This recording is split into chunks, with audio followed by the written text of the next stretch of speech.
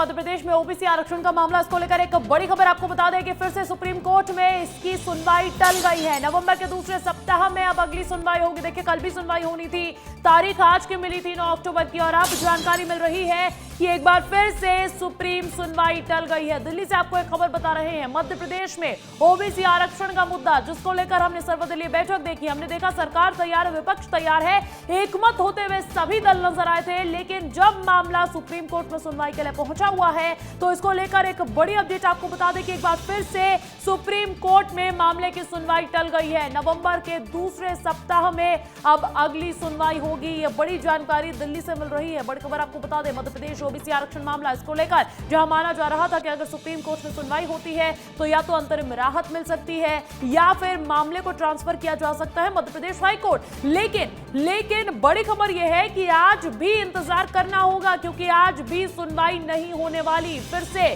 Supreme court में सुनवाई टल चुकी है। नवंबर के दूसरे सप्ताह में अब तारीख बताई जा रही है जहां पर सुनवाई होगी। तो देखिए, बड़ी खबर आपको बता रहे हैं, लगातार मध्य प्रदेश में कितने फीसदी ओबीसी आरक्षण हो सकता है, क्या संवैधानिक तौर पर आगे की कार्रवाई होनी चाहिए, किस तरीके से जो मांग उठ रही है ओबीसी आरक्षण लागू करने की, उस पर खरा उतरेगा कानून। इसको लेकर सुप्रीम कोर्ट पर और उस सुनवाई पर सबकी नजरें टिकी हुई है। लेकिन लगातार तारीख पर तारीख मिल रही है, सुनवाई नहीं हो पा रही है। एक बार फिर से ऐसी ही अपडेट निकलकर सामने आई है जहां पर फिर से सुप्रीम कोर्ट में सुनवाई टल चुकी है। नवंबर के दूसरे सप्ताह में अब सुनवाई होगी। अमृत तिवारी मेरे साथ दिल्ली से लाइव जुड़े हैं।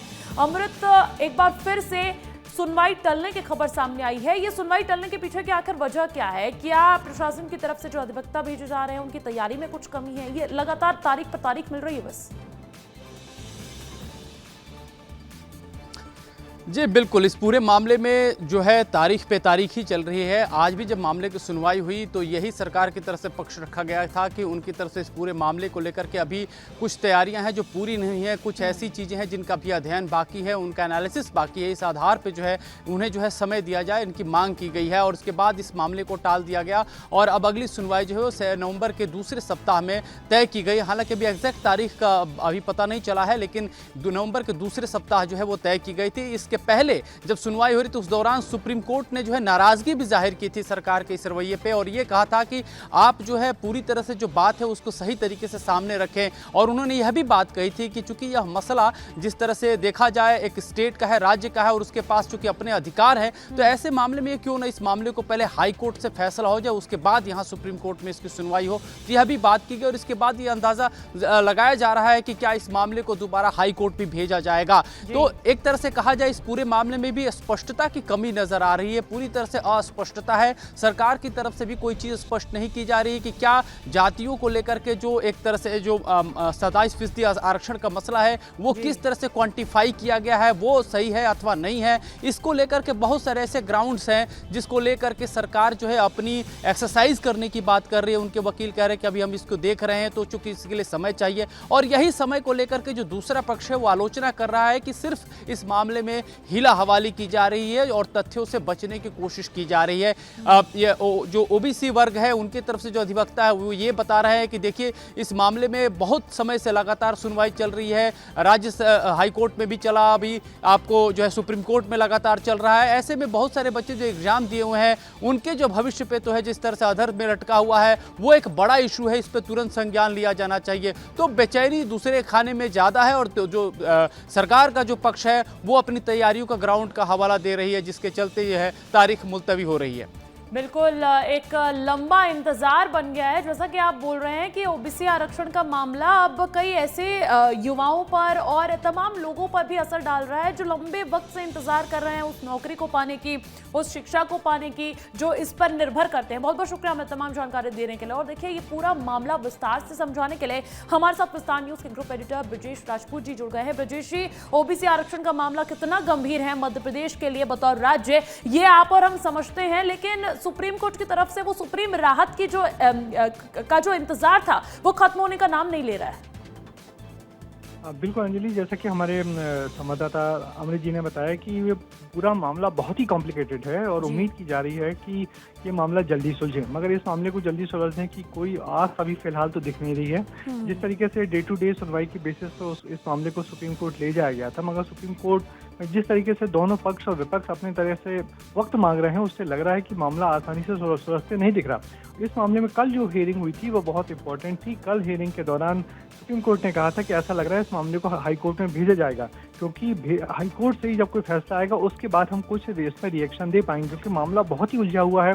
लंबे समय से मामला चल रहा है। आप जानते हैं कमलनाथ सरकार के समय से जो आरक्षण की बात चल रही थी वो अब तक हो नहीं पाई। उसकी वजह सिर्फ यही है कि जो आरक्षण की सीमा 50% से ज्यादा लांघी जा रही है, उसको लांघना आसान नहीं हो। उसके लिए पूरा ब्यौरा आपको देना पड़ेगा कि हमारे राज्य को, खासकर मध्य प्रदेश को ओबीसी रिजर्वेशन 27% क्यों जरूरी है, क्यों वो 73% हो जाएगा। यदि वो 73% हो रहा है तो आरक्षण की जो लिमिट है उसको क्रॉस कर रहा है। तो उस लिमिट को क्रॉस करने की जो एक वाजिब कारण है, मुझे लगता है अब तक वो सरकार संभाल नहीं पा रही हो। जबकि आरक्षण विरोधी जो पक्ष है वो बार बार कह रहा है कि इस मामले में पूरी सुनवाई, जो पूरा डॉक्यूमेंटेशन हो चुका है, इसकी कोई जरूरत नहीं है, तो इस मामले में जल्दी फैसला आना चाहिए। मगर अब साफ हो गया है कि नवंबर के दूसरे हफ्ते में सुनवाई होगी और मुझे लगता है कि फिर इस मामले को हाई कोर्ट के रिवर्ट करी जाएगा। हाई कोर्ट से फैसला आने के बाद सुप्रीम कोर्ट इस मामले की सुनवाई करेगी, जैसा कि कल सुप्रीम कोर्ट ने फैसला भी किया था।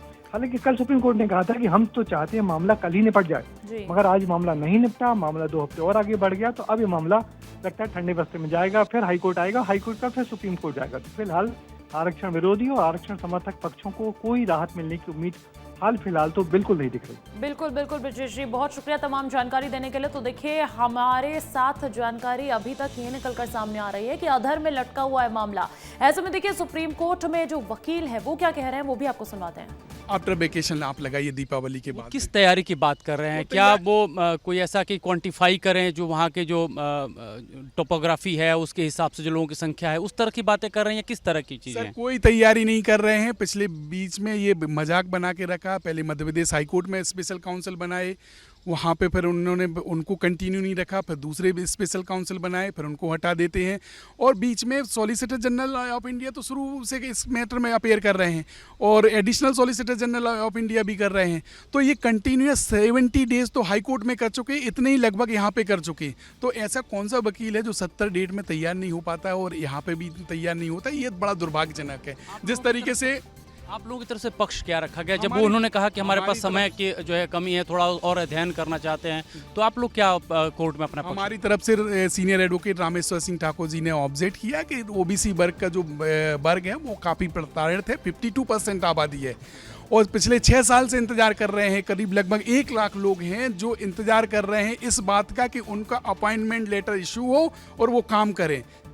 तो वकील को सुन रहे थे आप, समस्या बता रहे हैं। इंतजार तो लोगों का लंबा होता जा रहा है, देखना होगा क्या कुछ इस पर फैसला निकलकर सामने आता है नवंबर के दूसरे सप्ताह में।